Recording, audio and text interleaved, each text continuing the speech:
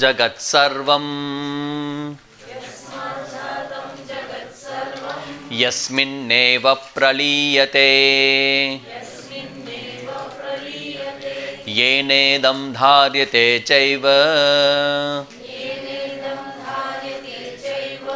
तस्मै ज्ञानात्मने नमः। यैरिमे गुरुभिः पूर्वं पदवाक्यप्रमाणतः व्याख्याताः सर्ववेदान्ताः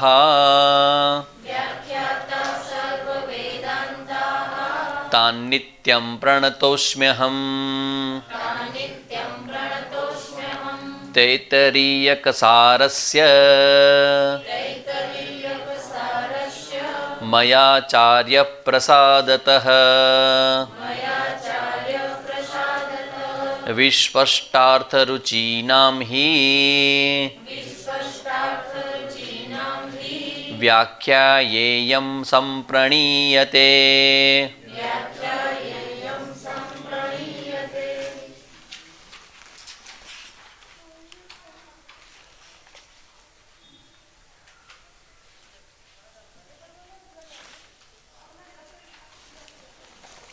तो हवे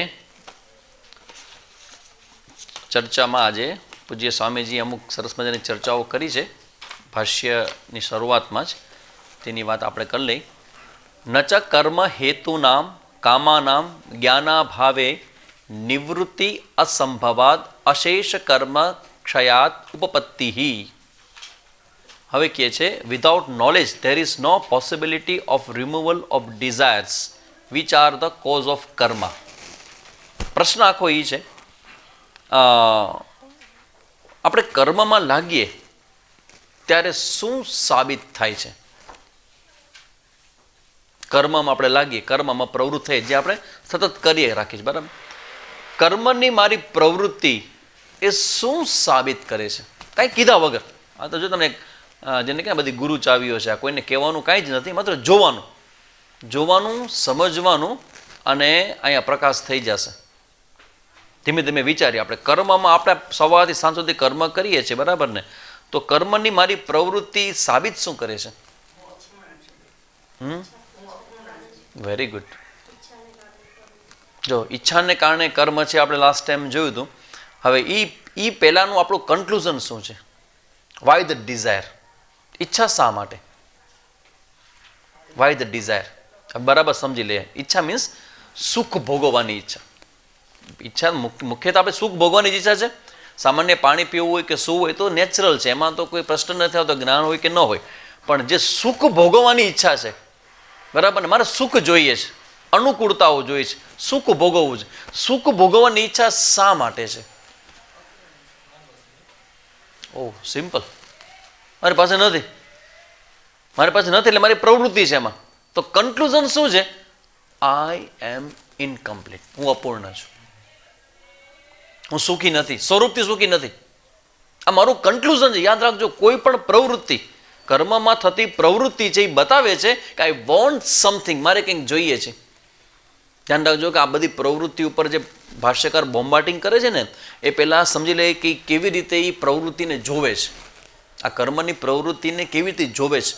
મારી કર્મમાં પ્રવૃત્તિ એ અર્થ પ્રાપ્તિની હોય કે કામ પ્રાપ્તિની હોય કે ધર્મ પ્રાપ્તિની, કોઈ પણ પ્રકારની પ્રવૃત્તિ અધર દેન મોક્ષ, એ બધી જ પ્રવૃત્તિ શેના શું બતાવે છે?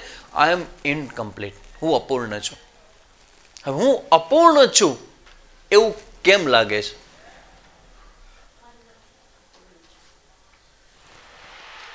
હું અપૂર્ણ છું અને મને સુખ જોઈએ છે, તો હું અપૂર્ણ છું એટલે મને સુખની ઈચ્છા છે, બરાબર ને? સુખ મેળવવા માટે હું કર્મ કરું, બરાબર ને? તો હવે પ્રશ્ન આખું એનાથી ઊંડાણમાં જાય કે હું અપૂર્ણ છું એવું મને કેમ લાગે છે? તો કે મને ફીલ થાય છે. તો કેમ ફીલ થાય છે? નો આન્સર. કે એ તો થાય છે મને, દેટ્સ ઓલ. માથું દુખે છે તો માથું દુખે છે, દેટ્સ ઓલ. ખબર નથી શું કામ દુખે છે, તો મને ખબર નથી. હવે જો ખબર નથી શબ્દ છે ને, એ અજ્ઞાનીને નહીં આવે. મને આ અજ્ઞાન છે ને, આપણી આપણું અપૂર્ણતાનું કારણ અજ્ઞાન છે ને, એ લોકોને ખબર નહીં પડે. નેવર એવર, નેવર એવર, કદી ખબર નહીં પડે આ કન્ક્લુઝન. એટલા માટે જ આ કન્ક્લુઝન ક્લિયર ન હોવાને કારણે જ લોકોની જ્ઞાન તરફની પ્રવૃત્તિ નથી, પુણ્ય તરફની છે, સારા કર્મો પ્રત્યે છે, જ્ઞાન પ્રત્યેની પ્રવૃત્તિ નથી. શું કામ? કન્ક્લુઝન નથી. કન્ક્લુઝન શું નથી? કે આમ હું અપૂર્ણ છું એ અજ્ઞાન છે. That is confusion. એ કદી કોઈ વ્યક્તિ સ્વીકારવા તૈયાર નથી. હું અપૂર્ણ છું, અપૂર્ણ છું એટલે મારે પૂર્ણ થવા સુખ માટે હું કર્મ કરું. તો હું અપૂર્ણ છું એ અવિદ્યા છે, એ શાસ્ત્રને ગુરુ બતાવે. અચ્છા, શાસ્ત્રને ગુરુ કેવી રીતે બતાવે કે હું અપૂર્ણ છું, અવિદ્યા છે? એ શાસ્ત્રને ગુરુ કેવી રીતે બતાવે? કારણ કે શાસ્ત્રને ગુરુ બતાવે કે જેને જેને જ્ઞાન થયું છે ને એની અંદર અપૂર્ણતાનો ભાવ નથી. જેને જ્ઞાન થયું છે ને, સાંભળજો, જેને જ્ઞાન થયું ને એની અંદર ક્યારે એમ નહીં કે આઈ એમ ઇનકમ્પ્લીટ, હું અપૂર્ણ છું. જેને જ્ઞાન થયું છે એ શું કહેશે? અહમ પૂર્ણ, આઈ એમ કમ્પ્લીટ. અપૂર્ણ્યમાણમ અચલ પ્રતિષ્ઠમ સમુદ્રમાપ તદ્વત સર્વે કામાહ. જેને નિષ્ઠા થઈ છે, જેને જ્ઞાન થયું છે, એની મનસ્થિતિનું વર્ણન ભગવદ્ ગીતામાં હોય કે ઉપનિષદમાં હોય. શું વર્ણન છે એનું? સ્થિત પ્રજ્ઞ. શું લક્ષણ સ્થિત પ્રજ્ઞનું? યદા પ્રમુચ્યંતે સર્વે કામાહ. ઉપનિષદનું વાક્ય છે ને એ જ વસ્તુ ભગવદ્ ગીતામાં સ્થિત પ્રજ્ઞ લક્ષણમાં શું ભગવાન કહે છે કે ભાઈ આત્મન્યેવાત્મના તુષ્ટ, સંતુષ્ટ. પોતાની જાતિ એ પૂર્ણ સંતોષ છે. એ કેવી રીતે? પોતાના આત્માને પૂર્ણ જાણે ત્યારે. તો એ બતાવે, ઇન્ડિકેટ કરે છે જે પોતાના આત્માને જાણે છે ને એની અંદર આ ધર્મ, અર્થ અને કામથી પ્રેરિત કોઈ ઈચ્છા પોસિબલ નથી. અને ઈચ્છા પોસિબલ નથી તો એ કર્મ શું કામ કરશો? કોઈ દી એવું બને કે જ્ઞાન પ્રાપ્ત થાય પછી હવે જ્ઞાન તો થઈ ગયું, હવે સ્વર્ગમાં સરખી જગા મળે ને એટલા માટે બે કર્મ, બે ધાબળા વેચતા જઈએ આપણે. 2 નહીં કે 15, કે મારી પાસે આવશે એટલા વેચીશ, લઈને નહીં વેચવું કે હું. કારણ કે જે ધાબળા વેચતો હોય ને એ કે ધાબળા લેવા ન જાય. ધાબળા લઈને પરચેસ કરીને કોઈક દે ને તો હજી શોખ વન્ડરફુલ કે ભાઈ પોતાના પૈસાથી લઈને. અમારા જેવાનું કામ કેવું હોય, અમને કોઈક આપી જાય 15 ધાબળા અને પછી અમે શું કરીએ? બીજાને આપીએ. અને બીજાને આપીએ શું કરીએ? ફોટા પાડીએ. બોલો, દાન કોક આપતા હોય, પૈસા કોક ના હોય, ફોટા અમારા આવે, અમારે કાંઈ લેવા દેવાનો હોય. This is not the correct way. એ જ્ઞાની કોઈ દિવસ આ રીતે ધર્મ પુરુષાર્થ કે ક્યારેય બીજો કોઈ પુરુષાર્થ એના જીવનમાં જોવા મળતો નથી. એવું કહેવાય કે આપ્ત કામસ્ય કા સ્પૃહા. આ ઉપનિષદનું એક વાક્ય છે. આ હું એટલા માટે બતાવું છું તમને ખ્યાલ આવે કે આપણે જે પુરુષાર્થ આદર્યો છે, આપણે જે મોક્ષ પુરુષાર્થમાં પ્રવૃત્ત થયા છીએ એનું આઉટકમ કેટલું જબરજસ્ત. આપ્ત કામસ્ય કા સ્પૃહા. જેને મોક્ષ થાય, જેને જ્ઞાન થાય, એને પછી શું ઈચ્છા બાકી રહે? He is free. આ જે મુક્તિ છે ને એ જગતથી કે સંસારથી નથી. સંસાર, કારણ કે સંસાર તો ભગવાનનું સ્વરૂપ છે, એ ભગવાને પોતે બનાવ્યો છે ને એનું ઘર છે. એ બધું બરાબર છે. મુક્તિ કોનાથી છે? આપણા મનના સંસારથી. ડુંગરેજી મહારાજ કહે ને કે 2 પ્રકારના સંસાર છે. આ ડુંગરેજી મહારાજ એટલું સરસ મજાનું એક્સપ્લેન કરે. 2 પ્રકારના સંસાર છે, એક બહારનો ને એક અંદરનો. આ બહારનો સંસાર છે ને એ ભગવાનનું સ્વરૂપ છે, એટલે એ કોઈ દુઃખદાયક ન હોય. આ અંદરનો જે સંસાર છે એ દુઃખદાયક છે. તો ફ્રીડમ શેમાંથી? મુક્તિ શેમાંથી? આંતરિક આપણા આ સંસારમાંથી. અને આંતરિક સંસાર એટલે શું? ઈચ્છા, ઈચ્છાનું પ્રેશર. તો હવે આ આખી પરિસ્થિતિ જો આવી હોય તો અવિદ્યા હોય તો અવિદ્યાને કારણે હું અપૂર્ણ છું એવું મને થાય તો પછી હવે મારે પ્રોબ્લેમમાંથી સોલ્વ કરવા માટે અપૂર્ણતાને દૂર કરવી હોય, કારણ કે હું એને સ્વીકારતો નથી, તમારે દૂર તો કરવાની છે ને, તો મારી અપૂર્ણતા દૂર કેવી થશે? તો કે એના કારણને ગોતો. અને કારણ છે ને, હવે વિચારજો બરાબર, અવિદ્યા છે એ કર્મથી દૂર થશે કે નહીં? શું કામ નહીં થાય? કર્મથી અવિદ્યા દૂર થશે કે નહીં થાય?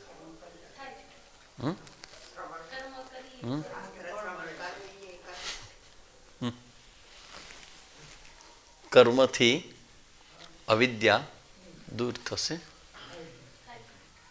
થાય કે ન થાય? અમુક લોકો વચ્ચે ઊભા છે. બે બાજુથી ફીલ થાય છે યસ યસ યસ. કર્મમાં લાગે હા બરાબર છે, કર્મ કરી. અને બીજા કહે છે કારણ કે જે કહે છે એ વિશેષ વ્યક્તિ છે, એટલે કે ખોટું તો નહીં બોલતા હોય કે ભાઈ તમે કે ખોટું તો નથી બોલતા કે એ સાચું લાગે છે ને આ સાચું લાગે છે. કર્મથી અવિદ્યા દૂર થાય કે ન થાય? અને જો ન થાય તો શું કામ ના થાય? આની પહેલાં મેં તમને શીખડાવ્યું છે હાઉ ટુ થિંક, કેવી રીતે વિચારવાનું. હું હંમેશા ગૂગલી બોલ નાખું છું અને હું અમુક વસ્તુઓ તમને વિચારવા માટે પ્રેરિત કરું છું. જે વસ્તુ પડેલી છે ને ત્યાં તમને આગળ લઈ જાઉં છું. આ મેથડ છે. તમારે હંમેશા વિરુદ્ધમાં જાઓ. કર્મથી અવિદ્યા દૂર થાય કે ન થાય તો તમને ખબર છે કે અવિદ્યા દૂર કરવા માટે શું લઈ આવી છે આપણે? વિદ્યા. તો પછી વિદ્યાથી અવિદ્યા દૂર થતી હોય તો કર્મથી કેમ ન થાય?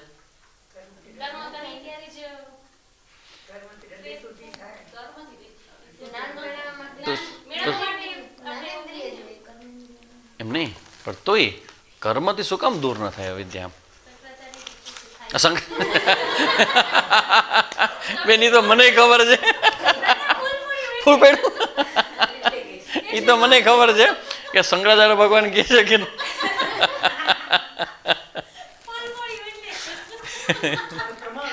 પ્રમાણ સહિત છે. બોલો લ્યો. હા ભાઈ જો, એટલે કર્મથી અવિદ્યા દૂર ન થાય. હજી હું કહું છું અને પછી એ કહીશ, પણ હું વર્ષે વર્ષે આ ટોપિક લઈ આવીશ. હું ઈચ્છું છું કે આ એરિયામાં તમે ક્લિયર થઈ જાઓ. પહેલો જવાબ છે કોઈ સંજોગોમાં નહીં. કર્મથી અવિદ્યા દૂર ન થાય એ શું કામ ન થાય સમજી લો બરાબર, તો યાદ નહીં રાખવું પડે. શું કામ ન થાય? તો કે જે વિરોધી હોય ને એનાથી દૂર થાય, પણ જે અનુકૂળ હોય ને સમાન એ દૂર ન કરે. વિરોધી દૂર કરે. જેમ કે અવિદ્યા છે તો અવિદ્યાનો વિરોધી શું છે? વિદ્યા. તો વિદ્યાથી થાય તો કર્મથી કેમ ન થાય? કે કર્મ ને અવિદ્યાનો વિરોધ નથી. કર્મ ને અવિદ્યાનો વિરોધ નથી. એટલે તમે જુઓ, આપણે કર્મ કરીએ ને તો કર્મ શું કેવી તમે કરો છો? અહીંયા આવશે મુદ્દો, હમણાં આવશે જ કે તમે જ્યારે કર્મ કરો ને તમે કર્મના શું બનો છો? કરતા. બરાબર? તમે જ્યારે કર્મ કરો, સેકન્ડ વિભક્તિ કર્મ, તો ફર્સ્ટ વિભક્તિ કરતા. તો કરતા પહેલા બનો પછી તમારું કર્મ થાય. બરાબર? તો હવે તમે કરતા બનો છો તો કરતા બનો અને કર્મ કરો અને કર્મથી શું મળે? ફળ. તો એ ફળ કોણ ભોગવશે? કરતા. તો કરતા છે એ કરતા શું કામ બને છે? ફળ ભોગવવા માટે, ભોગતા બનવા માટે. ધારો કે હું તમને કહું કે કર્મ તમે કરો અને ફળ છે એ ઓલા ખાતામાં જમા થશે, એ નહીં હાલે. એ નહીં હો ભાઈ, એવું નહીં કે મારા કર્મનું ફળ મારા ખાતામાં. એ કે અમુક અમુક કર્મ ભલે વહી જવાતો નથી. નેગેટિવ કર્મ જાય વાંધો નથી, પોઝિટિવ તો આપણે જ ખપે ભાઈ. એમ ના હાલે કે હું બધું ત્યાગ કરું પણ તમે એમ કહો કે મારા પુણ્ય ત્યાગ, એ ન થાય. હું કર્મનો કરતા બનવું, કરતા એટલા માટે બનવું કે મને ભોગતા બનવું છે. અને ભોગતા હું શું કામ બનવા માંગુ છું? કારણ કે હું એમ માનું છું કે ભોગતા બનીને મને સુખ મળી જશે, મને સલામતી મળી જશે, મને આનંદ મળી જશે. હું ભોગતા બનીશ એટલે. બસ અહીંયા કન્ક્લુઝન જે આપણે આવ્યા જ કે ભાઈ હું ભોગતા બનીને હું સુખ ભોગવવા માંગુ છું, હું અપૂર્ણ છું એટલે હું ઈચ્છું છું. અપૂર્ણ થાય અવિદ્યાને કારણે જ. તો વિદ્યા છે ને, અવિદ્યા શું કામ મને કહે છે ખબર છે આપણે? કારણ કે જ્યાં સુધી આ વિદ્યા ક્લિયર ન થાય ને ત્યાં સુધી મારું કન્ક્લુઝન એ અવિદ્યા છે એ કદી સમજાશે નહીં. એટલે તમે ધ્યાન રાખો, જેટલા પણ લોકો કર્મમાં પ્રવૃત્ત છે એ બધા કેવા છે? અવિદ્યાવાન. જ્ઞાનીની દ્રષ્ટિએ બધા કેવા છે? અવિદ્યાવાન. હા, એમાંથી પછી આપણે ક્લાસિફાય કરીએ છીએ કે ભાઈ કર્મ તમે કરો, પણ અમુક પ્રકારના કર્મ નિષ્કામ તમે કરશો તો એ તમારી અંદર જિજ્ઞાસા ઉત્પન્ન કરશે. અને પહેલાં મેં લાસ્ટ ટાઈમ સમજાવ્યું હતું કે આ સાધન ચતુષ્ટય છે ને સામાન્ય વસ્તુ નથી. આ ઇટ્સ એ ટ્રેમેન્ડસ, બહુ જબરજસ્ત લોજિક છે એની અંદર. સાધન ચતુષ્ટય, વિવેક, વૈરાગ્ય. હવે વિવેક અને વૈરાગ્ય ને એ બધાનું જે બેઝ છે ને એ બેઝ એ નિષ્કામ કર્મ છે. કર્મમાંથી નિષ્કામ કર્મ થાય એટલે કર્મનો એરિયા પૂરો થઈ ગયો. પછી કર્મનો એરિયા નથી, પછી જ્ઞાનનો એરિયા છે. અહીંયા તમે બેસો તો વાંથી અહીંયા આવવા માટે તમે કર્મ કરીને કદાચ અહીંયા આવો બેસો, પછીનો જે વ્યવહાર છે એ વ્યવહાર કેવો છે? જ્ઞાનેન્દ્રિયનો વ્યવહાર છે. અને જ્ઞાનેન્દ્રિયથી શું થાય? વૃત્તિ ઉત્પન્ન થાય. અને વૃત્તિથી પછી અજ્ઞાન કે અવિદ્યા દૂર થાય કાંટાથી કાંટો દૂર થાય, અવિદ્યા દૂર થાય, અને વિદ્યા તો ઓલરેડી છે જ. બ્રહ્મ અયમ આત્મા બ્રહ્મ, એ તો છે જ. તો પ્રશ્ન આખો એ છે, અહીંયા જે ભાષ્યકાર જે મેં તમને જે બધું કહું છું ને, એ બધું જ સંસ્કૃતની અંદર અહીંયા સંબંધ ભાષ્યમાં ભાષ્યકારે લખ્યું છે. શબ્દ છે નચ કર્મ હેતુ નામ કામા નામ. આ શબ્દ સમજાય છે? કર્મ હેતુ નામ કામા નામ. કર્મનો હેતુ શું છે? કામના. કામના એટલે ઈચ્છા. આ કામના કે ઈચ્છા છે એ જ્ઞાન અભાવે નિવૃત્તિ અસંભવાત. જ્ઞાન વગર આ જે અવિદ્યા છે ને, અવિદ્યામાં જન્મતી ઈચ્છા છે ને, એ દૂર નહીં થાય. એટલે તમે એમ કોઈ કહે ને કે હું ખાલી કર્મ કરું, જ્ઞાનમાં રસ ન લઉં, હું જ્ઞાનમાં મને કંઈ નથી, અમે માત્ર સારું સારું કામ કરીએ અને તમારા આશીર્વાદ કે ભગવાનના આશીર્વાદ અમને મળે. અચ્છા, ભગવાનના આશીર્વાદ મળે તો શું થાય? તો કે અમે ઈચ્છા પૂરી થશે. તો હવે તમને દેખાય છે આ આપણી જે ઈચ્છા પૂરી કરવાની આપણી જે આખી પ્રોસેસ છે એ કેટલી બધી લિમિટેડ છે. ઈચ્છા પૂરી કરવી, ઈચ્છા પૂરી કરવી, તમે રોજ ઈચ્છા પૂરી કરો, ઈચ્છા કોઈ દી પૂરી થશે? એક થશે ને બીજી જન્મશે, એક થશે ને બીજી જન્મશે. એટલે તમે જે જગ્યાએ લાગ્યા છો ને એ કદી કમ્પ્લીટ નહીં થાય, પૂર્ણ નહીં થાય, નેવર એવર. તો સામે છે બધું મેં કરી લીધું ને હવે બસ મારે બધું જ કામો બધા પૂરા થઈ ગયા, હવે હું જાઉં તો વાંધો નથી. એનો જવાબ હવે આપશે ભગવાન ભાષ્યકાર કે આ જે ઉપનિષદ છે ને એ જે તમને રિઝલ્ટ આપે છે ને એ કોઈ દી કર્મ નહીં આપે. એટલે આપણે રસ પડે આમાં. જો આવું ઉપનિષદ આપતું હોય ને તો પછી એમાં પ્રવૃત્ત થવાય. આપણે અઠવાડિયામાં એક જ સમયને એક જ કલાક આપણે સ્પેન્ડ કરીએ છીએ. 1 કલાકને બદલે તમે 1.5 કલાક કે 2 કલાક સ્પેન્ડ કરો છો. શેના માટે? જ્ઞાન આવે, જ્ઞાન પ્રવૃત્તિ માટે. પણ આ જ્ઞાન જે છે ને એનું આઉટકમ છે ને એ જન્મો જન્માંતરનું છે. એક જન્મ જ નથી, આ જન્મો જન્માંતર. અને બીજું કે જે વસ્તુ જ્ઞાનથી જે મળશે ને એ જ્ઞાન સિવાય કોઈથી નહીં મળે. નો અધર વે. ગમે તેટલું મોટું કર્મ કરી લ્યો તમે, અવિદ્યા જ્ઞાનથી જ દૂર થશે. ને જ્ઞાન છે કેવી થશે? વિદ્યા કરવા માટે, વિદ્યા પ્રાપ્ત માટે શું કરવું પડશે? આ ભાવવા માટે કર્મ કરવું પડશે. તમારે શું કરવું પડશે? શ્રવણ કરવું પડશે. બેસવું પડશે કે નહીં? 1 કલાક સુધી ફોન ઉપડશે, આવવું પડશે, બેસવું પડશે, જેમ કેમ હા કરવું પડશે, બોલવાનું કે તો બોલવું પડશે, બધું કરવું પડશે. આ ઇન્ક્લુડ છે. આને શું કહેવાય? Package. This is the package. આ કરવું પડશે. You have to do. યાદ રાખજો કે આ જે તમને આઉટકમ આપશે ને એ બીજું કોઈ નહીં આપી શકે. એટલે ભગવાન ભાષ્યકાર અહીંયા કહે કે કર્મ હેતુ નામ કામા નામ જ્ઞાના અભાવે નિવૃત્તિ અસંભવાત અશેષ કર્મ ક્ષય ઉપપત્તિ. આ સંચિત કર્મ છે ને બધા, એ બધા જ્ઞાન વગર, યાદ રાખજો, આ જે જ્ઞાન થાય ને ત્યારે તમારા બધા જ કર્મો બળી જાય છે. સર્વ કર્માણી ભસ્મસાત કુરુતે તથા. ગીતાજીમાં ભગવાન કહે કે બધા જ કર્મ તમારો બળી જશે. પ્રારબ્ધ તો છૂટેલું તીર છે, એટલે એ તો ભોગવવાનું છે, એટલે શરીર રહેશે, પણ તમારા સંચિત કર્મ અને ક્રિયમાણ કર્મ એ બધા ભડ બધા બળી જશે. વિચાર કરો કેટલી બધી મોટી મુક્તિ છે. હવે એ એમ કહે છે કે ભાઈ એ તો જ્ઞાનથી જ થશે, તેની ચર્ચા એ કરે છે. અને આપણે હવે જે છેલ્લો પેરેગ્રાફ જે છે આ ભાષ્યની અંદર એ આજ થોડો જોવાનો છે, જે શંકરાચાર્યજી કન્ક્લુઝન કરે છે. કારણ કે એમ અમુક થોડુંક પૂર્વ પક્ષને આપણે જેને કહેવાય ને કે અકરણે પ્રત્યવાય દોષ, એની ટેકનિકલ ડિસ્કશન, શર્તૃ પ્રત્યય ને એ બધું જે સંસ્કૃત ને ગ્રામેટિકલ ડિસ્કશન એ બધું છે એ ભાગ, એ પોર્શનને આપણે અહીં ડિસ્કસ નથી કરતા. અને છેલ્લે જે કન્ક્લુઝન કરે છે ને એના ઉપર આપણે આવી છીએ. કન્ક્લુઝન શું છે ભગવાન ભાષ્યકારનું? ઉપનિષદ ઇતિ વિદ્યા ઉચ્યતે. હવે સાંભળજો, હવે આપણે મુદ્દા ઉપર આવીએ છીએ. ઉપનિષદ વિદ્યા છે.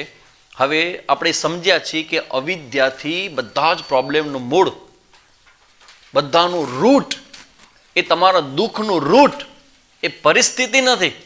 તમારા દુઃખનું મૂળ કારણ શું છે? અવિદ્યા. અને એ દૂર કરવા માટે વિદ્યા જોઈએ. હવે ભગવાન ભાષ્યકાર શરૂ કરે છે કે વિદ્યા એટલે શું? તો કે છે તસ્માત ઉપનિષદ ઇતિ. આ ઉપનિષદ શબ્દનો મતલબ શું થાય? ઉપનિષદ એટલે શું? સિમ્પલ. ઉપનિષદ એટલે શું? વિદ્યા, જ્ઞાન.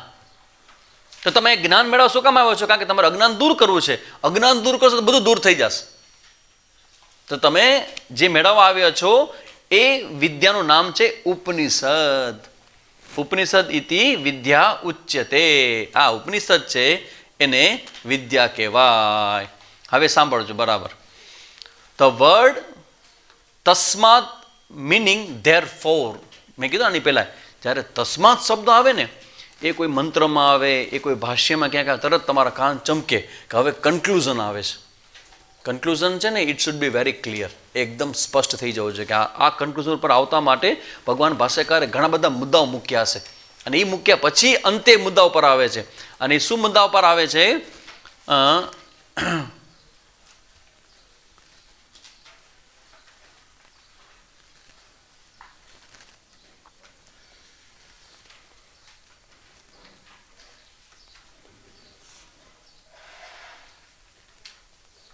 अतः तस्माद् अविद्या काम कर्मोपादान हेतु निवृत्तो स्वात्मनी अवस्थाना मोक्ष हिति.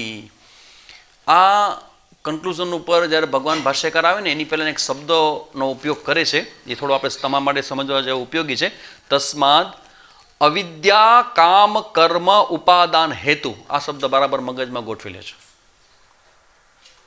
અવિદ્યા કામ કર્મ ઉપાદાન, અવિદ્યા કામ કર્મ, બરાબર ધ્યાન રાખજો. અવિદ્યા કામ અને કર્મ, આને શું કહેવામાં આવે છે? ગ્રંથિ કહેવામાં આવશે. આગળ જઈને એક ઉપનિષદની અંદર આપણે ચર્ચા કરશું. આગળ વાત કરી છે ને, આવી ગઈ છે. અવિદ્યા કામ કર્મ ઇતિ ગ્રંથિ, એ ગ્રંથિને ભેદવાનું કામ છે ને એ ઉપનિષદનું જ્ઞાન કરશે. તો એ આ અવિદ્યારૂપી જે ગ્રંથિ છે એમાં એના દીકરાઓ છે, માં છે અવિદ્યા, અને એમાંથી ઉત્પન્ન થતો પહેલો દીકરાનું નામ શું? કામ. અને કામમાંથી પછી શું ઉત્પન્ન થાય? કર્મ. હા, અવિદ્યા કામ કર્મ ઉપાદાન હેતુ નિવૃત્તો. હવે આ અવિદ્યાની નિવૃત્તિ કરવાની છે, એ વિદ્યાથી થાય. તો વિદ્યા એટલે શું? ઉપનિષદિતિ. ઉપનિષદ એટલે વિદ્યા. હવે તારા મનમાં ક્લિયર થયું કે આપણે શું કામ અહીંયા રવિવારે બેસવું જોઈએ? સાંભળવા માટે, સમજવા માટે, અવિદ્યા દૂર કરવા માટે. હવે ઉપનિષદ શબ્દની ખૂબ સરસ મજાની વ્યાખ્યા છે, એને હવે અહીંયા પૂજ્ય સ્વામીજી પર બહુ સરસ લે છે. પહેલો મુદ્દો એ લઈ આવે છે કે ભાઈ તમે the section that deals with the reality is called જ્ઞાનકાંડ. હવે તમે જ્ઞાનકાંડની શરૂઆત કરો છો તો કે છે કર્મકાંડ જે છે એ તમે શું કામ એની કાંઈ વાત નથી કરતા. હવે અમે જ્ઞાનમાં શું કામ તમે પ્રવૃત્ત થાવ છો? તો એ બતાવે કે ભાઈ કર્મકાંડ છે ને એ કોઈ દી તમને પૂર્ણતા નહીં આપે. કર્મ કે કર્મકાંડ તમને પૂર્ણતા નહીં આપે. તમારે જોઈ છે જ પૂર્ણતા, એ તમને નહીં આપે, એ તમને ક્યારેય નહીં આપે. એટલે હવે જ્ઞાનમાં અમે એન્ટર થાય છે કે જ્ઞાનથી તમને પૂર્ણતા મળશે. એટલે આપણું લક્ષ્ય છે પૂર્ણતાની પ્રાપ્તિ, એ આ જ્ઞાનથી જ શક્ય છે. અને હવે અહીંયા આપણે આ કરી કર્મ ઇઝ નોટ ઓપોઝ ટુ અવિદ્યા. મેં તમે વાત કરી એ મુદ્દો પણ હંમેશા યાદ રાખવાનો કે કર્મથી શું કામ અજ્ઞાન શું કામ દૂર ન થાય? કારણ કે અવિદ્યાનો વિરોધી નથી. એટલે તો હવે સ્વયં ચ આત્મા બ્રહ્મ. હવે અહીંયા ભગવાન ભાષ્યકાર એક શબ્દ લઈ આવે છે કે ઉપનિષદ એટલે જ્ઞાન. હવે સાંભળજો, અવિદ્યા છે ને એ અવિદ્યા હંમેશા વિષયપૂર્વકની હોય. અવિદ્યા હંમેશા વિષયપૂર્વકની હોય. જેમ કે હું તમને કહું કે ભાઈ તમને અવિદ્યા છે, પણ અવિદ્યામાં જરૂર ક્લિયર કરો તો કે શેની અવિદ્યા છે? પંખાની અવિદ્યા છે, પંખો કેમ બને? તો કે ના, એવી કોઈ અવિદ્યા નથી. તો અવિદ્યા એટલે શું? આપણે જે અવિદ્યાની વાત ચર્ચા કરીએ છીએ એ અવિદ્યાનો વિષય શું? What is topic? શું મારા વિશેની અવિદ્યા છે? ધ વિષયા ઓફ અવિદ્યા ઇઝ આત્મા બીંગ બ્રહ્મન. હું બ્રહ્મ છું ને, એ ટોપિક, એ સબ્જેક્ટ, એ વિષયની મારી પાસે વિદ્યા નથી. હું જીવાત્મા છું કે બ્રહ્મ છું? આમ તમે કાંઈક હા, એટલે જીવાત્મા દરેકે જ જીવે છે ને. જીવાત્મા હોય ને એ કર્તૃત્વ ભોગતૃત્વમાં ઇન્વોલ્વ થાય, બ્રહ્મ કદી ન થાય. તો આપણે કરતા બનીએ છીએ, ભોગતા બને છે. એટલે એ સાબિત કરે છે કે જીવાત્મા છે, હું બ્રહ્મ નથી. બસ this is the topic of અવિદ્યા. અવિદ્યાનો વિષય છે મારા હું બીઈંગ એ આત્મા, હું આત્મા છું, બ્રહ્મ છું. એ આત્મા હું એ જ બ્રહ્મ છે. એ એરિયામાં આઈ એમ નોટ ક્લિયર. અને એ ક્લિયર નથી ને એટલે કર્મમાં પ્રવૃત્તિ છે. ને કર્મમાં પ્રવૃત્તિનું નામ જ સજા. કર્મમાં પ્રવૃત્તિનું નામ જ સજા. કારણ કે એ બધું એવું બધું છે, એમાં દુઃખ મિશ્રિત સુખ છે. સુખના ચમકારાઓ છે, નથી એવું નહીં, પણ બધા દુઃખ મિશ્રિત છે. બધા દુઃખની સંભાવનાવાળા સુખના બધા ચમકારાઓ છે. તમને કોઈ પણ પ્રકારનું સુખ મળે પણ દુઃખની પોસિબિલિટી લઈને જ આવશે, લઈને જ આવશે. મનગમતી જગ્યાએ તમારી ટ્રાન્સફર થઈ જશે. સુખ છે કે નહીં? હા, કેટલું સુખ કહેવાય જેને થયું ને ખબર હોય તો પછી ખબર પડે કે તમારી આજુબાજુ બેસનારા બધા ભયંકર દુષ્ટ આત્માઓ છે. આની પહેલાં તમારે ખરાબ જગ્યાએ તમને જોબ મળે હતી, પણ અહીંયા માણસોનો સ્ટાફ હતો ને એ બહુ સારો હતો. અહીંનો જે સ્ટાફ છે ને એ બધા એકબીજાને ટાંકા જ ખેંચે છે. તો હવે તો વિચાર કરો કે રોજ રોજની માથાકૂટ. પણ ધીમે ધીમે તમે સમજાય કે આના કરતાં તો હા, સાચું કહેજો કે આ સંસારના આવા બધા મોટા દુઃખોના બધા એક્ઝામો આપવા કરતાં બાળકો હતા ને ત્યારે આપણી નોટ અધૂરી રહેતી અને ટીચર મારતા એ સારું હતું કે નહીં? હવે ખબર પડે છે આપણને, ગોલ્ડન ડેઝ, એ દિવસો કેટલા સારા હતા કે જ્યારે નોટ ખાલી અધૂરી હોય ટીચર મારતા તો એ મારે બરાબર હતો. પણ હવે આપણો ઉપરી ખકડાવે છે લેવા દેવા વગરનો, કારણ કે એને ઘરમાં માથાકૂટ થઈ હોય અને એ બધી ઉલટી આપણા ઉપર કરે. આ તમને સ્પષ્ટ દેખાયા કે મારો કાંઈ વાંક નથી આમાં. એટલે કે એનો મતલબ છે કે સંસારની અંદર જેટલું સુખ છે ને એ બધું આવી પોસિબિલિટી ગર્ભિત શબ્દ અહીંયા જો હવે આવશે અહીંયા કે ઉપનિષદ શબ્દ શું દૂર કરશે ખબર છે? આ જે દુઃખ છે ને એ હંમેશ માટે દૂર કરી દેશે. કેવી રીતે દૂર કરશે? તો બ્રહ્મ વિદ્યા ઇઝ પ્રયોજનમ. આ ઉપનિષદ શબ્દ છે ને એનો સામાન્ય શબ્દ છે બ્રહ્મ વિદ્યા. તો ઉપનિષદનું પ્રયોજન શું? આ જ્ઞાન મેળવવા બેઠા છીએ એનું પ્રયોજન શું? તો કે આ પ્રયોજન છે બ્રહ્મ વિદ્યા. અને બ્રહ્મ વિદ્યા શું છે? અયમ આત્મા બ્રહ્મ. હું આત્મા છું અને હું બ્રહ્મ છું. બ્રહ્મ છું એટલે હું આત્મા છું અને બ્રહ્મ છું એટલે શું? આઈ એમ કમ્પ્લીટ. હું પૂર્ણ છું. હું પૂર્ણ હોઉં ને પછી મારી અંદર કોઈક ઈચ્છા હોય ને ઈચ્છા પૂરી ન થાય તો પછી હું પૂર્ણ રહું કે અપૂર્ણ?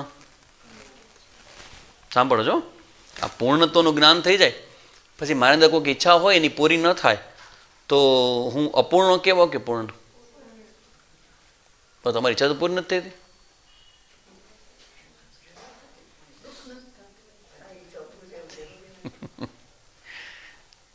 એ આગ્રહ, એ પ્રેશર છે એની હવા જ નીકળી જશે. તમે કલ્પના, બસ કલ્પના જ કરવા જેવું છે કે શું થાય એ પ્રેશર જ નીકળી જશે. હવે એવી કોઈ કલ્પના નથી કે આ ઈચ્છા થાય પણ ઈચ્છાનું પ્રેશર ન હોય, એવી તો કલ્પના નથી આપણને કે ઈચ્છા ઉત્પન્ન થાય કે હે આમ થવું જોઈએ ને તેમ થવું જોઈએ, આમ ન થવું જોઈએ ને આવું થઈ જવું જોઈએ ને. એ ઈચ્છા થાય તમને અંદરથી, પણ ઈચ્છા પૂરી થવાનું પ્રેશર તો ઓટોમેટિક એની સાથે જોડાઈ જ જાય કે આમ થવું જોઈએ ને આમ ન થવું જોઈએ. પણ હવે એ બતાવે છે કે જો તમને જ્ઞાન થશે ને તો આ ઈચ્છાઓનું જે પ્રેશર છે ને એ દૂર થઈ જશે. એનો મતલબ એવો કે સુખી દુઃખી સુખી દુઃખી એ પ્રોસેસ ધીમે ધીમે ધીમે ધીમે બંધ થવા લાગશે. અત્યારની આપણી પ્રોસેસ કેવી છે? સુખી દુઃખી દુઃખી દુઃખી દુઃખી દુઃખી સુખી દુઃખી દુઃખી દુઃખી દુઃખી સુખી દુઃખી દુઃખી દુઃખી દુઃખી દુઃખી દુઃખી દુઃખી દુઃખી દુઃખી દુઃખી. ઘણાનું એવું હોય દુઃખી દુઃખી દુઃખી દુઃખી દુઃખી દુઃખી દુઃખી દુઃખી દુઃખી દુઃખી. અઠવાડિયામાં એકવાર સુખી, રવિવાર સવારના સુખી, દુઃખી દુઃખી દુઃખી દુઃખી દુઃખી. આ જે પ્રોસેસ છે એ જેમ જેમ જ્ઞાન થતું જશે એમ એમ એ ખરવા માંડશે. એટલે શું થશે ખબર છે? લાંબો સમય સુધી તમે શાંતિથી રહી શકશો. આપણી જાતની પ્રોસેસ કેવી છે કે આપણા જીવનમાં ગુડ ન્યૂઝ આવે ને ત્યારે બધું બરાબર છે, અને કોઈક ગુડ ન્યૂઝથી અગેન્સ્ટના ન્યૂઝ આવે એટલે ગુડ ન્યૂઝ છે એનો પ્રભાવ હોય છે. આ આપણી સ્થિતિ છે અત્યારની કે સારો સમાચાર પછી ખરાબ સમાચાર, પછી સારા સમાચાર ખરાબ સમાચાર, બંને એકબીજા પર પ્રભાવ પાડે. જ્યારે જ્ઞાન થશે ને ત્યારે આ સ્થિતિમાંથી તમારી જાતને તમે મુક્ત જોઈ શકશો. એટલે કે આ બ્રહ્મ વિદ્યાનું પ્રયોજન શું છે? આત્મજ્ઞાન. આત્મજ્ઞાનથી શું થાય તો કે આ દુઃખનો જે અનુભવ થાય છે એ હંમેશ માટે છૂટી જાય. હવે આપણે આ ઉપનિષદ વિદ્યાનો પ્રારંભ કરવાનો છે. એનો ટાર્ગેટ, એનું લક્ષ્ય સમજ્યા. હવે ભગવાન ભાષ્યકાર ઉપનિષદ શબ્દોનો અર્થ કરે છે. પહેલો અર્થ એવો છે ઉપનિષદ એટલે બ્રહ્મ વિદ્યા. બ્રહ્મ વિદ્યા એટલે આત્મવિદ્યા. ને આત્મવિદ્યા શું છે? હું પૂર્ણ છું, એ આત્મવિદ્યા.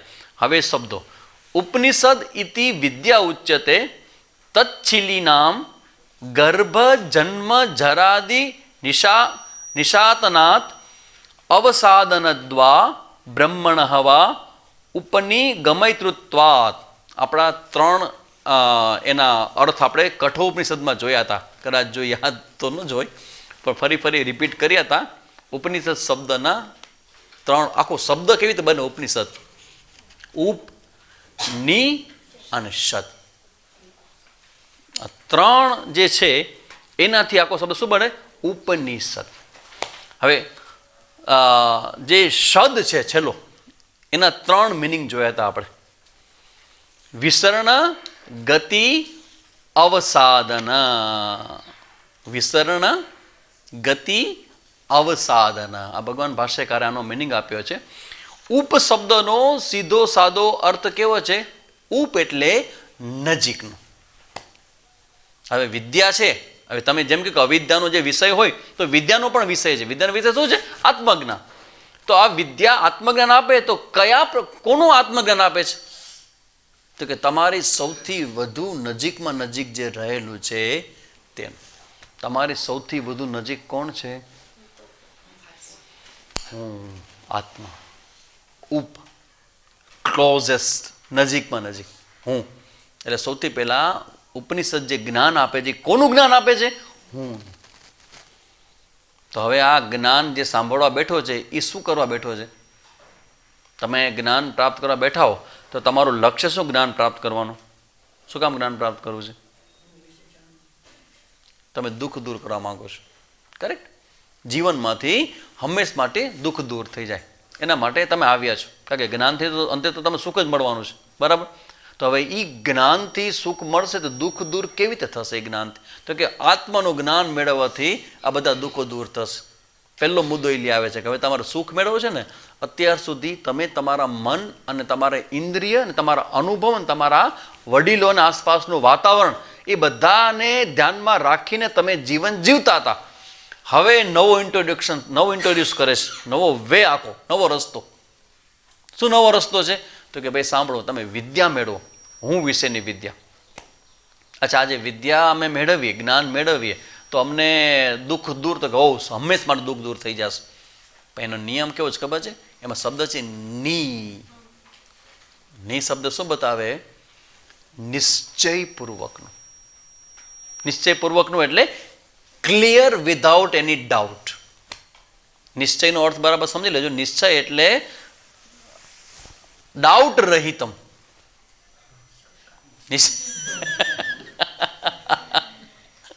ખાલી લેંગ્વેજ તમે ભણતા હોય થોડી હોય કે લેંગ્વેજ નવી અમે તો નવી લેંગ્વેજ બનાવીએ છીએ ભાઈ. અમને આવડતી નથી લેંગ્વેજ બોલતા, પણ નવી લેંગ્વેજ અમે બનાવીએ છીએ. ડાઉટ રહિતમ. શંકા વગર. મેં કાલે વાત કરી હતી, શંકા એટલે શું? તમને ખાલી થાય એને જ શંકા ન કહેવાય. તમારા શ્રોતાઓ તમને જે કાંઈ બોલવું એ થોડુંક અઘરું તો ઘણું બધું છે, થોડું ને ઘણું બધું અઘરું છે. જાણકાર બધા બેઠા સામે બોલવું તો અઘરું છે, પણ એનાથી આગળનું પછીનું એક સ્ટેજ આવશે. કારણ કે સ્ટેજ તો જે ઘણા બધા છે ને, બસ સ્ટાર્ટિંગ છે. પછીનું સ્ટેજ આવશે કે તમે બોલો એટલે તમે પ્રૂવ કરો છો કે તમે જાણો છો. તમે જાણો છો એટલે બધાને તો ગમે નહીં કે તમે જાણો છો. એટલે બધા ટ્રાય કરે કે ભાઈ તમે શું જાણતા નથી એ એરિયો ગોતશે. અને પછી શું કરશે? Counter question. નાનું અમને શંકા છે, તરત ઊભા કરશે. એટલે તમને કોઈ શંકા નથી કારણ કે તમે ક્લિયર છો. સ્વામીજીએ કીધું બધું એકદમ એવરીથિંગ ઇઝ ક્લીન. પણ હવે તમને કોઈ પ્રશ્ન કરે અને જો તમે જવાબ ના આપી શકો તો એ શંકા તમારી થઈ જશે. સીધો ઓર્ડર છે. કાં તમે એને જવાબ આપો, અને જો તમે સંતોષપૂર્વક જવાબ ના આપી શકો તો શંકા તમારે હારો આ તો મને ડાઉટ છે. તો તમે કાં તમારા ગુરુજીને પૂછો ને, પણ ત્યારે નહોતો થયો એ. આ તો ડાઉટ છે. કારણ કે શાસ્ત્રમાં એક એક્ઝામ્પલ આવે છે શ્વેત કેતુનું. છાંદોગ્યમાં એક્ઝામ્પલ છે શ્વેત કેતુનું એક્ઝામ્પલ. એમાં શ્વેત કેતુ ગુરુ પાસે ભણીને આવે. એટલે અમારા પૂજ્ય સ્વામીજી એટલું ફની એનું એક્સપ્લેનેશન કરે. 1 યર રિંગ, 2 બટન ખુલ્લા હોય, જ્યાં અત્યારના છોકરા બધા ધૂમ ટૂ નીકળતા હોય ને, એમ શ્વેત કેતુ ભણીને આવે ને, વિદ્યા ભણીને આવે. એટલે આવી રીતે આમ આવે એટલે ગુરુ એના ફાધર જ હતા. એટલે એને જોયું કે મારા છોકરો ભણીને આવ્યો છે, પણ આ છે ને આ ઘોડું કરતા ઊંટ પેઠું છે. એટલે કે હવા કાઢવી પડશે. એટલે એના પિતાજીએ પૂછ્યું કે ભાઈ તે એવું કંઈ જાણ્યું કે જાણ્યા પછી કાંઈ જમવાનું બાકી જ ન રહે? કે વોટ, એટલે એને એમ કે કોઈ શત્રુ પ્રત્યય કે કોઈ પ્રિફિક્સ કે કંઈક ને પૂછશે આમાં કે ભાઈ આનો મતલબ શું થાય. પિતાજી જુદો જ પ્રશ્ન કર્યો આખો. એ કે તેવું કંઈ જાણ્યું કે જેને જાણ્યા પછી કંઈ જાણવાનું બાકી જ ન રહે. એટલે શ્વેત કેતુએ જવાબ આપ્યો, એ કે મને તો ખબર નથી પણ મારા ગુરુજીને પણ 100% ખબર નહીં હોય કે ધીસ ઇઝ કોલ્ડ ઈગો. મને તો ખબર નથી, મારા ગુરુજીને પણ ખબર નહીં હોય. તો કે કેમ કીધું, ખબર તો મને કીધું ન હતી કે, કારણ કે હું એનો લાડલો દીકરો હતો ત્યાં. એટલે પછી ત્યાં આખો પ્રશ્ન મૂકે કે ભાઈ આ જે તારા પોતાનો હું વિશેનું જ્ઞાન છે એ તે મેળવું, that is the missing point. આ ઉપશબ્દને નિશ્ચયપૂર્વકનો એ છે કે તમને કોઈ પ્રકારનું કોઈ ડાઉટ ન, શંકા વગરનું જ્ઞાન. એટલા માટે હવે આપણે શંકા દૂર કરવા માટે શું કરીએ છીએ? સૌથી પહેલાં જ્ઞાન મેળવવા માટે શ્રવણ, પછી મનન. અમારે ત્યાં આપણી પરંપરામાં આ ફ્રીડમ છે અને ચોઈસ મોટાભાગની આચાર્યોની એવી હોય કે શ્રવણ કરાવે. મનનની જવાબદારી કોની? ઝડપથી કરવાનું ને, એને કેટલા બધા ભણાવવાનો હોય ને. મારે શું છે, આટલા જે છે મારે આટલામાં જ હલાવવાનું છે. મારો લાઈફ ટાઈમનું આ મારો એજન્ડાનું ટાર્ગેટ જે છે એ આ છે. હવે મારે બીજા કોઈને જવાનું નથી, એટલે મારે અહીંયા જ રહેવાનું છે. એટલે હું ઓમે ફ્રી છું ને મારે કામે આ જ કરવાનું. એટલે શ્રવણની હારે હારે મનન હોવાને કારણે આપણા ક્લાસ આટલા બધા લાંબા હાલે છે. અધરવાઇઝ અમારે તો મને ઘણા વખત પહેલાં અમારા ગુરુબેન ને ગુરુભાઈ બધા ફોન કરે ને પૂછે કે ક્યાં સુધી પહોંચ્યા, કેટલું ભણાયું. તો મને એટલે મેં કીધું બસ ભગવદ્ ગીતા સ્ટાર્ટિંગ હાલે છે. શું સ્ટાર્ટિંગ? અહીંયા મારે 6 અધ્યાય પૂરા થઈ ગયા. અરે વાહ, 6 અધ્યાય હોવી કે ને કટોર પૂરું, મુંડક પૂરું. એટલે એવું બધું મને ફીલ થયું કે સારું હું કંઈક ખોટું કરું છું કે શું. આમ આરું ઝડપથી પછી ધીમે ધીમે ખરું કે ભાઈ શ્રવણ અને મનન, એમાં મનનનો એરિયા જો આચાર્ય હાથમાં લઈ લે ને તો એની જે સ્પીડ છે ને એ ધીમી થઈ જાય. પણ એટલું ચોક્કસ કે સ્પીડ ધીમી થાય પણ ક્લિયરિટી બહુ આવી જાય. કારણ કે જે કામ તમારે કરવાનું ને તમે કેટલા બધા કામમાં બિઝી હો મને ખબર છે. તમે માન રવિવારે એક કાઢી શકતા હો તો તમે કેદી કરવાનો છે? હું એવું સપનું જોઈ જ શકતો નથી કે તમે ઘરે બેઠા બેઠા તમે હિંચકામાં બેઠા છો ને હાથમાં તમારું આ 73 ઉપનિષદનું પુસ્તક છે. વિચારો છો કે આમાં તચ્છલી પ્રત્યે લખ્યો છે ઉપનિષદનો મતલબ શું થાય. એવી કલ્પના હું કેવી રીતે કરી શકું તમારા માટે? જુલો જ નથી કે અમારા ઘરમાં. તો કહેવાનો મતલબ શ્રવણ, મનન અને ત્રીજો મુદ્દો છે નિધિધ્યાસન. તો અહીં જે નિ શબ્દ છે નિશ્ચયપૂર્વકનું, એમાં બધા જ પ્રકારના શંકાઓ જે એમાં એવું છે ભાષ્યકાર પણ અમુક રીતે લે છે. એ પોતે પૂર્વ પક્ષ ઊભા કરે છે. આ એવું નથી કોઈ એને પૂછ્યું છે સામે બેઠો છે, એ પોતે ઊભા કરે છે અને પોતે ઊભા કરી અને પોતે જવાબ આપે છે. એ નિશ્ચય માટે અમે જે કહી છે ને એના સિવાયનો બીજો કોઈ અર્થ છે ને એ પોસિબલ નથી. એ તમારા મનમાં કેટલું ક્લિયર થઈ જાય કે હવે ક્લિયર થઈ ગયું ને. અવિદ્યા કામ કર્મ ગ્રંથિ કેવી ક્લિયર થઈ ગઈ? તે કીધું ને અવિદ્યા સૌથી પહેલાં શું આવશે તો કે ભાઈ કામ છે, કામમાંથી પછી કર્મ આવશે અને કર્મમાંથી પછી સંસાર આવશે. તો કામમાંથી કર્મ, તો કામ મૂળ છે અને કામનું મૂળ છે અવિદ્યા, અને અવિદ્યાને દૂર કરે તો વિદ્યા લાવી પડે. કેટલું ક્લિયર થઈ ગયું, એકદમ સ્પષ્ટ થઈ ગયું. તો હવે આપણી પ્રવૃત્તિ છે ને એ લાંબા સમય સુધી રહેશે, કારણ કે આ તો કરવા જેવું છે. એટલે ઉપની અને સદ, આ સદ શબ્દના સંદર્ભમાં એક ભાષ્યકાર એક નવો શબ્દ લઈ આવે છે જેને આપણે જોવા જેવો છે. ગર્ભ જન્મ જરાદિ નિશાત. હવે છે ને સદ શબ્દના અંદર સંદર્ભમાં આપણે કઠોપનિષદમાં જોયું હતું કે એમાં તમને ખબર હોય તો એમાં આપણે 3 અર્થ જોયા હતા સદના. બરાબર? વિસરણ. વિસરણ એટલે શું?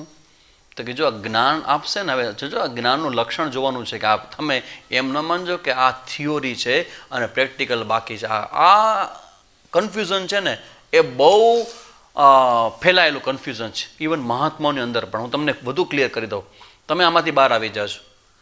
થિયરી અને પ્રેક્ટિકલ એ સેન્સમાંથી બહાર આવી જાજો. એનું તમને લક્ષણ બતાવું. જો અહીંયા ભાષ્યકાર શું કહે છે? વિસરણ. વિસરણ એટલે ઘસાઈ જાય. આપણે સાવ સીધી ભાષામાં કહીએ ને વિસરણ અર્થ છે ઘસાઈ જાય, એટલે ઢીલું પડે. અચ્છા, શું ઢીલું પડે? તો કે બંધન. શેનું બંધન છે? સંસારનું. તો વિદ્યા શું કરશે? સૌથી પહેલા બંધનને ઢીલું કરશે.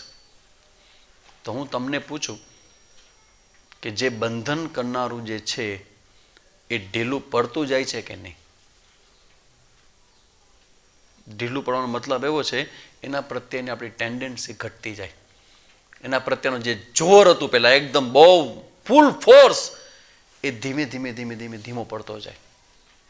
સંસાર અને સંસારની પ્રવૃત્તિ અને સંસારની કામના, બીજા શબ્દ કહું ને, સંસારની કામના, એ તમારી ધીમે ધીમે હવે ઘસાવા મળશે કે આ સંસાર જે છે એના સુખ મેળવવા માટે જે ધસમસતો પ્રવાહ આવતો હતો ને એ ઘટી જશે, એ નબળો પડશે.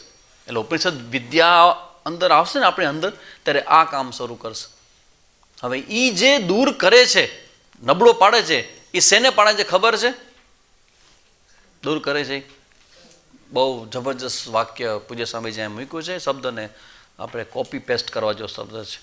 All the અનર્થાસ. અનર્થનું જે મૂળ છે ને એનું આકર્ષણ ઘટવા લાગશે. આપણા જીવનમાં અનર્થનું આકર્ષણ છે.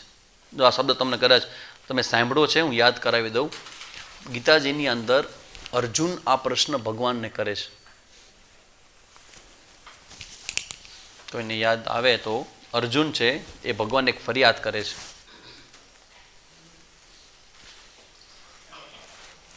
અનિચ્છન્નપી વાષ્ણેય બલાદિવ નિયોજિતઃ. અનિચ્છન્નપી વાષ્ણેય બલાદિવ નિયોજિતઃ. ભગવાન, આ અમારી અંદર આવતા આવેશો ક્યાંથી આવે છે અને એ કેવા છે ખબર છે? એ અમને આ પાપ તરફ, પાપોયમ ચરતિ પુરુષ. શબ્દ બરાબર નોંધજો, પાપ. આ પાપનું મતલબ છે કે એક પ્રકારનું એવું આકર્ષણ કે જે આકર્ષણ અમને અનુભવાય અને આકર્ષણના ફ્લોમાં વહી જાય ને ત્યારે અમારાથી પાપ થાય છે. તો ભગવાન એ અમને કહ્યું કે અમને પાપ તરફ આકર્ષિત કરનાર તત્વ શું છે? અર્જુનની ક્વેશ્ચન છે. તમે વિચાર કરો, પાપ છે એ ન કરાય ને પુણ્ય છે એ કરાય. તો હવે હું એમ કહું કે પાપ છે એ ન કરાય એટલું સમજ્યા પછી પણ પાપ બંધ થાય કે ન થાય? તમે બહુ વિચારશીલ છો ને, વિચારીને જવાબ મને આપો. આ અર્જુનનો પ્રશ્ન છે સમગ્ર માનવ જાત, એકનો નહીં, સમગ્ર માનવ જાતનો પ્રશ્ન. પાપ એટલે શું ખબર છે? આકર્ષણ. પાપ એટલે આકર્ષણ. શેનું આકર્ષણ? અનર્થનું. કામ એષ, ક્રોધ એષ, રજો ગુણો સમુદ્ભવ, મહાશનો મહાપાપમાં. ભગવાન ફરી શબ્દ યુઝ કરે છે, પાપમાં. આ પાપ તત્વ તરફ લઈ જનાર એક તત્વ છે અને અંદરના આવેશ. અને અર્જુન એ જ પૂછે છે કે ભગવાન, આ આવેશનું મૂળ શું? What is the root? અને ભગવાન ભાષ્યકારને શું બતાવે છે ખબર છે? ઓલ અનર્થાસ, things you want to avoid in your life, એને શિથિલીકરણ કરશે આ વિદ્યા. શું કામ ખબર છે? આ પાપનું આકર્ષણ શું કામ છે? મૂળગત એનો આન્સર એક જ છે, અવિદ્યા. અવિદ્યાથી પાપનું આકર્ષણ થાય. તમે કામ થાય ને, કામ પછી તમે કર્મ કરો, પણ કર્મમાં પછી વિવેક ન રહે, એટલે અનુકૂળ પ્રતિકૂળ બધા પ્રકારના કર્મ થઈ જાય. એટલે અહીંયા કહે છે કે જ્યારે તમને વિદ્યા મળશે ને ત્યારે એ શું કરશે? શિથિલીકરણ કરશે. શેનું કરશે? તો કે આ સંસાર તરફ જવાની તમારી જે મનોવૃત્તિ છે ને એની ઢીલી પાડી દેશે. એની મનોવૃત્તિ કઈ છે? અનર્થા. કયા અનર્થા છે? તો ભગવાન ભાષ્યકાર શબ્દ બહુ સરસ અહીંયા યુઝ કરે છે, ઉપયોગ કરે છે. ગર્ભ, જન્મ, જરાદિ. ગર્ભ એટલે માતાના ગર્ભમાં જવું, એટલે બીજો જન્મ. બીજો જન્મ જવામાં વાંધો શું છે? અત્યારે જન્મ છે, ધારો કે બીજો જન્મ થાય તો વાંધો શું છે? પુનરપી જનનમ પુનરપી મરણમ પુનરપી જનની જઠરે શયનમ ઇહ સંસારે ખલુ દુસ્તારે કૃપયા પારે પાહિ મુરારે ભજ ગોવિંદમ ગોવિંદમ ભજ મૂઢમત. તો સંસાર તરફ જવાની આપણી જે માનસિકતા છે ને એના ઉપર આ ઉપનિષદ વિદ્યા પ્રહાર કરશે. અને એ આકર્ષણ છૂટતું નથી. તો આકર્ષણ છૂટતું નથી તો પછી અમારે આ ઉપનિષદ વિદ્યાનો પ્રાપ્તનો પ્રયત્ન કરી અમારે ક્યાં સુધી કરવાનું? આ હાઉ લોંગ? કારણ કે તમે 2007થી સાંભળી જમે, હવે તમારે પૂર્ણાવતી કેદી કરવી છે? સાચું કહું, કરવી જ નથી પૂર્ણાવતી. ન ક્યાં સુધી કરવાની? ભગવાન કે શનૈ શનૈ ઉપર અમે ધીમે ધીમે ધીમે યાત્રા થશે.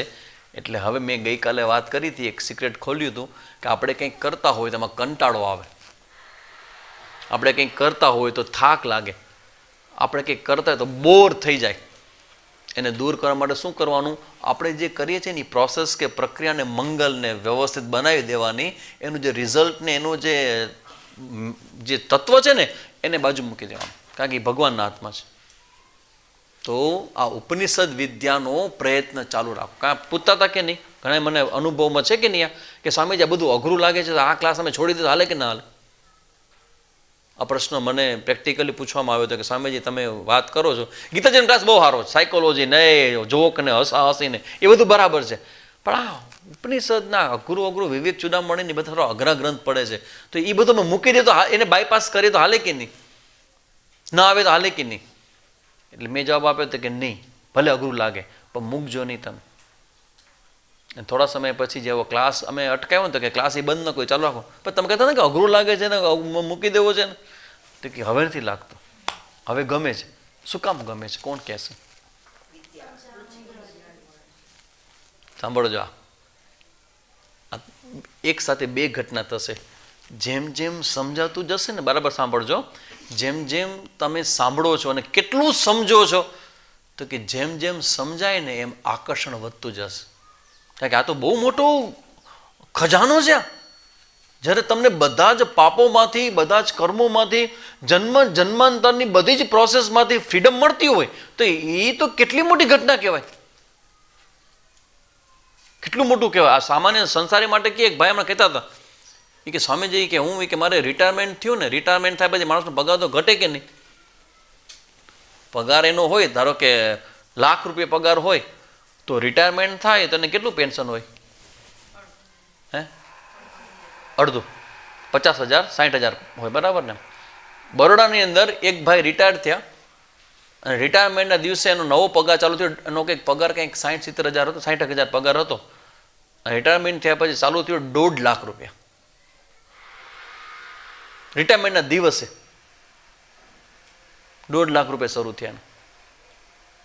પણ એ ભાઈએ કંઈક બીજું કંઈક એવું રસ્તાને પોતાના જ આવતો ને ઇન્કમ, એને બહુ લાંબા સમય સુધી અમુક જગ્યાએ એને ઇન્વેસ્ટ કરેલા અને નક્કી કર્યું હતું કે જે તારીખે મારું આ જોબ પૂરી થાય ને ત્યારથી મેં જે ઇન્વેસ્ટ કર્યા છે 15 વર્ષથી હું કંઈક ભરું છું નાની નાની રકમ, જેને તમે બધા તમારી ભાષામાં જે કહેતા હોય ને, એ એને 15 વર્ષે એને લેવાનું શરૂ કર્યું. ત્યારે એને દર મહિને ₹1.5 લાખ મળવાનું શરૂ થયું.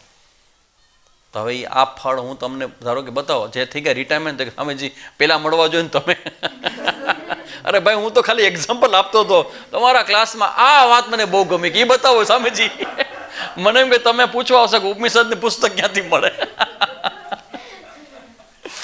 આમાં એવું છે કે ઘણી વખત મહાપુરુષો હોય ને એ આંગળી બતાવે આમ કે જો આ ભગવાન છે ને બહુ કિંમતી છે, અદ્ભુત છે, એ સમજવા માટે કોઈનું એક્ઝામ્પલ આપે. પછી એ ભગવાન પકડવા બદલે મારી આંગળી પકડી લે. અરે ભાઈ મને ન પકડો, હું સાધક તો હું તો ભગવાનનું ભક્ત છું. પકડવાના ભગવાનને છે, જેને ભગવાન બહુ ન દેખાય ને એ પછી જે દેખાતું હોય ને એને પકડી લે, આંગળી પકડી લે. તો કહેવાનો મતલબ છે કેટલી બધી મોટી ઘટના છે. એટલે જ્યારે હું તમને એમ કહું કે તમે આટલા બધા કર્મ કરો પણ તમારા કર્મનું આઉટકમ છે ને એ એક જ સેકન્ડમાં પૂરું થઈ જશે. તમે જેટલું બધું મેળવું છે ને એ એક જ સેકન્ડમાં પૂરું થઈ જશે. આ કર્મનું આઉટકમ છે. તમે કેટલી બધી મહેનત કરો છો, કેટલા વર્ષોથી કરો છો, પણ હું એમ પૂછું કે જે ક્ષણે તમારું શરીરમાંથી બહાર નીકળવાનું થાય એ ક્ષણમાં એ બધું તમે મેળવું છે એ બધું છૂટી જાય કે ન છૂટી જાય? આની લિમિટ હું જોઉં છું તો એ લિમિટેશન્સ તો છે જ. જ્ઞાનમાં એવું નથી. જ્ઞાનમાં એવું નથી. જ્ઞાનમાં જેટલું ગેઇન છે ને એ ગેન રહેશે રહેશે ને રહેશે, એ કોઈ દિવસ અટશે નહીં તમારું, એટલું તો રહેશે જ. એટલે અહીંયા કહે છે શિથિલીકરણ. શેનું શિથિલીકરણ? સંસાર તરફની યાત્રા જે આપણે એને કહેવાય પ્રેશર. જે અર્જુન પ્રશ્ન કરે ને કે આ કેનાથી અમે પ્રેરાઈને અમે પાપ તરફ એટ્રેક્ટ થઈએ છીએ, ભગવાન કે આ પ્રેશર છે. આનો ઉપનિષદ છે ને એ આ પ્રેશરને ઢીલું કરે છે સંસાર તરફ, શિથિલીકરણ. પછી એમ થશે કે સ્વામીજી એવું ન બને કે આ અમને આકર્ષણ છે એ થોડા સમય માટે નબળું પડી જાય, પછી જ્ઞાન પ્રાપ્ત કરી લે અને પછી થોડા સમય પાછું થઈ જાય તો. એટલે ભગવાન ભાષ્યકાર બીજો શબ્દ યુઝ કરે છે અવસાદન. અવસાદયતિ એટલે નાશ કરે છે. નાશ કેનો કરે છે? અનર્થ. અનર્થ રૂપ સંસારનો નાશ પેલા ઢીલું કરે અને પછી એને સંપૂર્ણપણે નાશ કરે. કેવી રીતે નાશ કરે? તો કે આપણા સિરિયલ આવતી ચાણક્યની સિરિયલ, આમાં ચાણક્યનું પહેલું દ્રશ્ય ફર્સ્ટ, એ 4:30 કોઈ ગામમાં એન્ટ્રી કરતા હોય અને ગામમાં એન્ટ્રી કરતા હોય એના પગમાં કાંટો લાગે. પછી જ્યાં કાંટો લાગ્યો ને ત્યાં મોટું ચક્કર કરે, પછી વહી જાય ગામમાં.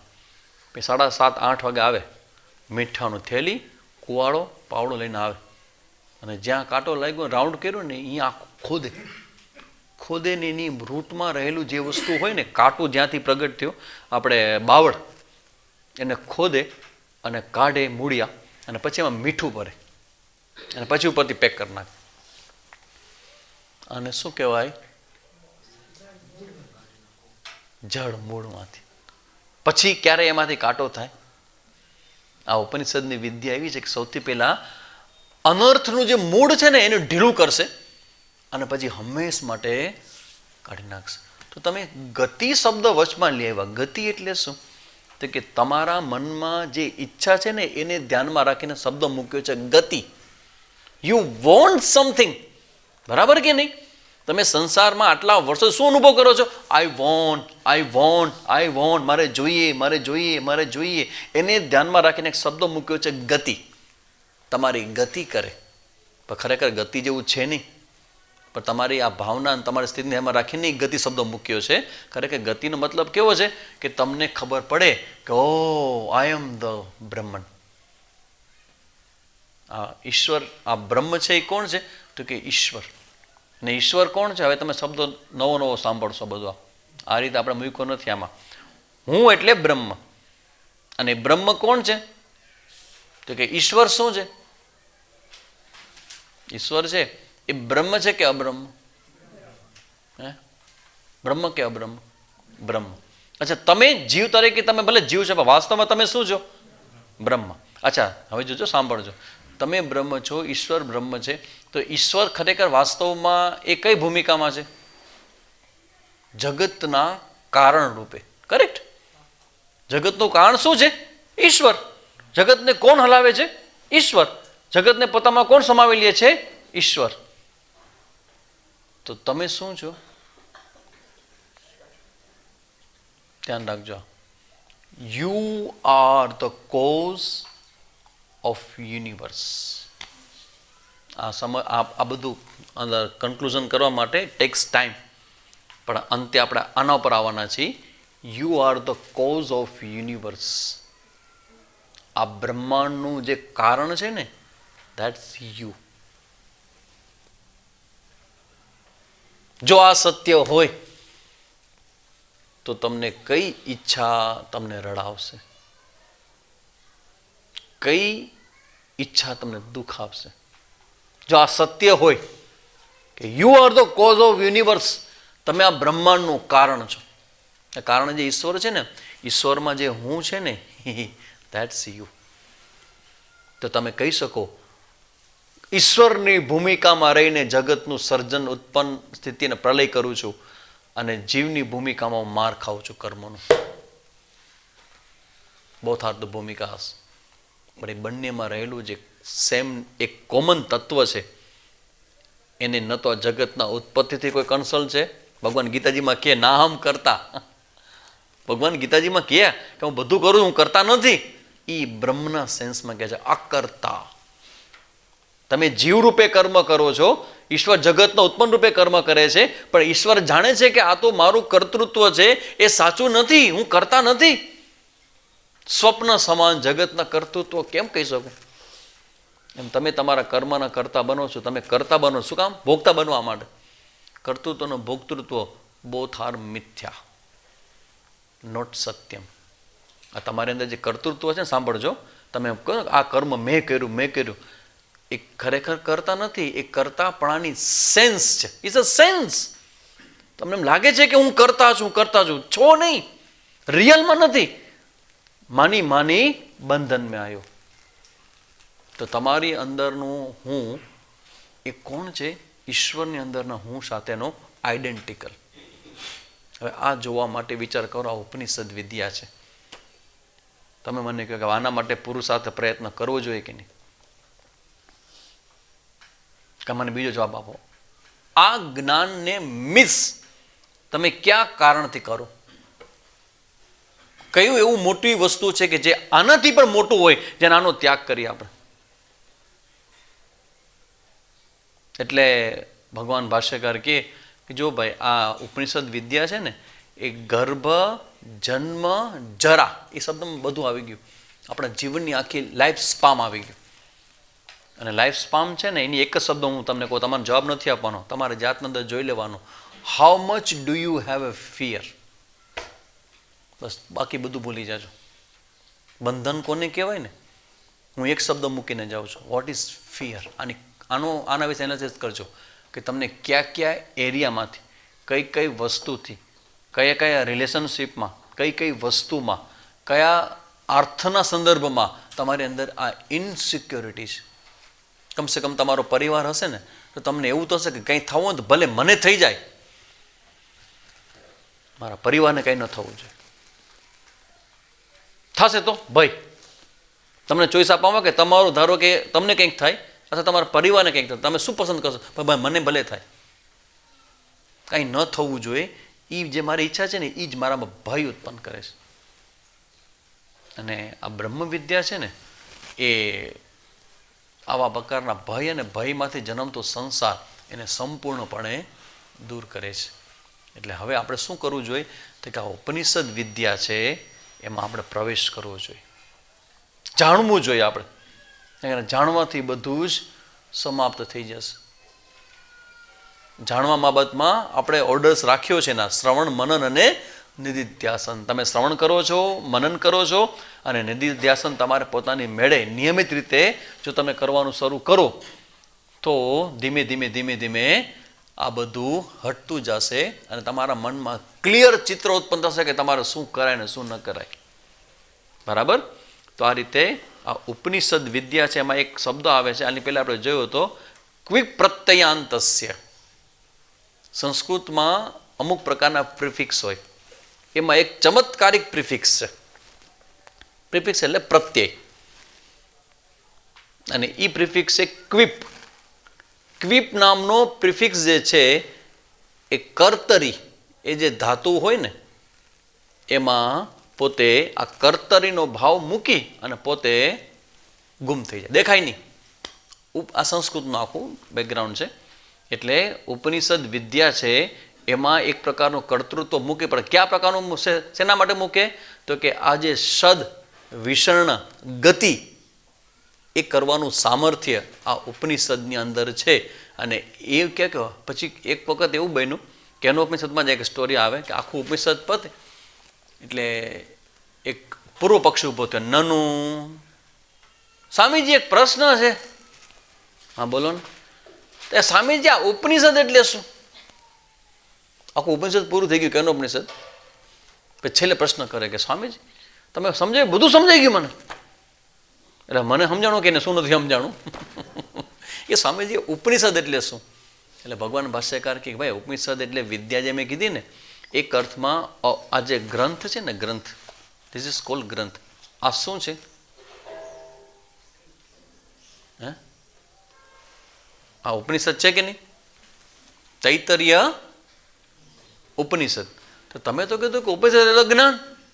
અરે ભાઈ, એ જ્ઞાન જે ગ્રંથમાં આપવામાં આવ્યું ને એ ગ્રંથને પણ શું કહેવાય? ઉપનિષદ. મુખ્ય અર્થ કયો છે? જ્ઞાનનો. ઉપનિષદ એટલે જ્ઞાન. પણ એ જ્ઞાન જે શબ્દો દ્વારા પ્રગટ થાય એ શબ્દ સમૂહને શું કહેવાય? ઉપનિષદ. એટલે છેલ્લે અહીંયા ભાષ્યમાં ભગવાન એક શબ્દ મૂકે છે, ભગવાન ભાષ્યકાર, અને પછી આ ઉપનિષદની શરૂઆત કરે છે. તદર્થત્વાદ ગ્રંથો અપી ઉપનિષદ. આ ગ્રંથ કે જેના શબ્દો દ્વારા જ્ઞાન પ્રગટ થાય ને એ શબ્દોને પણ વાચ્યાર્થના સંદર્ભમાં ઉપનિષદ કહેવામાં આવે છે. તો હવે આપણે સ્ટાર્ટ કરશું, શરૂ કરશું. ઉપનિષદમાં આપણે પ્રવેશ કરશું. જેનો શાંતિ મંત્ર છે એ આપણે સમજી ગયા છીએ. ફર્સ્ટ શરૂઆત નથી કરી આપણે. એટલે પહેલો અનુભાગ તો આપણે સમજી ગયા. અહીંયા કંઈક અમુક જગ્યાએ જે જોવા જેવું બાકી રહી ગયું હશે હું એ ફરી ચર્ચા કરશું. પછી આપણે સીધા ઉપનિષદનો બીજો અનુભાગ શિક્ષામ્યાખ્યાસ્યામઃ ત્યાંથી આપણે ઉપનિષદની શરૂઆત આપણે કરશું. તો અહીં સુધી આપણે રાખીએ છીએ અને નેક્સ્ટ ક્લાસથી આપણે ઉપનિષદનું ચેન્ટિંગ પણ શરૂ કરશું. બોલવાનું પણ જે તમે કીધું હતું એટલું બધું એક્સિલન્ટ છે એનું ચેન્ટિંગ, એ પણ કરશું. અને હારે હારે સમજવાની પણ આપણે શરૂઆત આવતા રવિવારથી કરશું. ઓમ પૂર્ણમદઃ પૂર્ણમિદં પૂર્ણાત પૂર્ણમુદચ્યતે પૂર્ણસ્ય પૂર્ણમાદાય પૂર્ણમેવાવશિષ્યતે. ઓમ શાંતિ શાંતિ શાંતિ. હરિ ઓમ શ્રી ગુરુભ્યો નમઃ. હરિ ઓમ.